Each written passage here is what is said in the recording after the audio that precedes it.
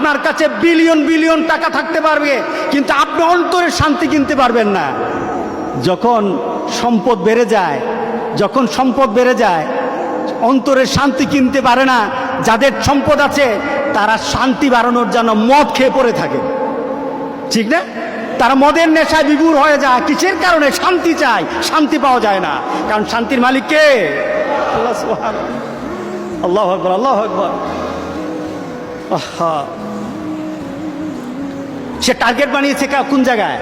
যে টার্গেট বানাবে আখিরাত, যে টার্গেট বানাবে আখিরাত, তার কোনো লস হবে না। আচ্ছা দেখুন মুমিনের চিন্তা, মুমিনের জীবনটা।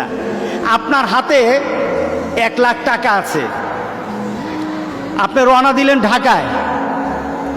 এখন ঢাকা যাওয়ার পথে আপনার টাকাটা হারিয়ে গেছে, তখন আপনি চিৎকার দিবেন নাকি ইন্না লিল্লাহ পড়বেন?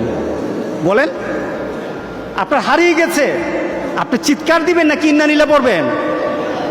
যারা দুনিয়ার চিন্তা করে এবং দুনিয়ার সম্পত্তি তার কাছে বড় হয়ে দাঁড়ায়, যারা দুনিয়ার সম্পদটাকে আখিরাতে ট্রান্সফার করতে চায় না, আমাদের প্রত্যেকটি জিনিসকে আখিরাতে ট্রান্সফার করে দিতে হবে। আমি খেতে বসি, বিসমিল্লাহ বলে খাই, আলহামদুলিল্লাহ বলে শেষ করি। তার মানে কি? খাওয়াটা শেষ হয় নাই, আমার আল্লাহ শুকুরের মাধ্যমে, শুকরিয়ার মাধ্যমে এবং বিসমিল্লাহ বলে আরম্ভ করার মাধ্যমে আমি আমার খাদ্যটাকে জান্নাতে ট্রান্সফার করে দিয়েছি।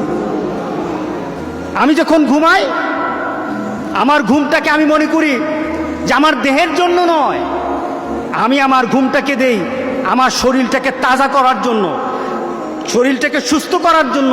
কিসের জন্য? আমি যেন তাহাজ্জুদের নামাজটা পড়তে পারি। আমি যখন নামাজে দাঁড়াই, আমার শরীর যেন ভালো থাকে, সুন্দরভাবে যেন 5টা ওয়াক্ত নামাজ পড়তে পারি। এই শরীরটাতে এনার্জি আনার জন্য আমি ঠিকভাবে ঘুমাই। এই ঘুমটাকে আল্লাহ সুবহানাহু ওয়া তাআলা জান্নাতের ঘুম বানিয়ে দিবেন। আপনি এটাকে কনভার্ট করতে পারছেন না জিনিসগুলিকে।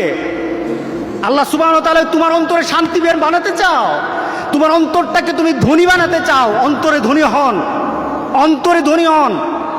সম্পদে ধনী শান্তি নাই।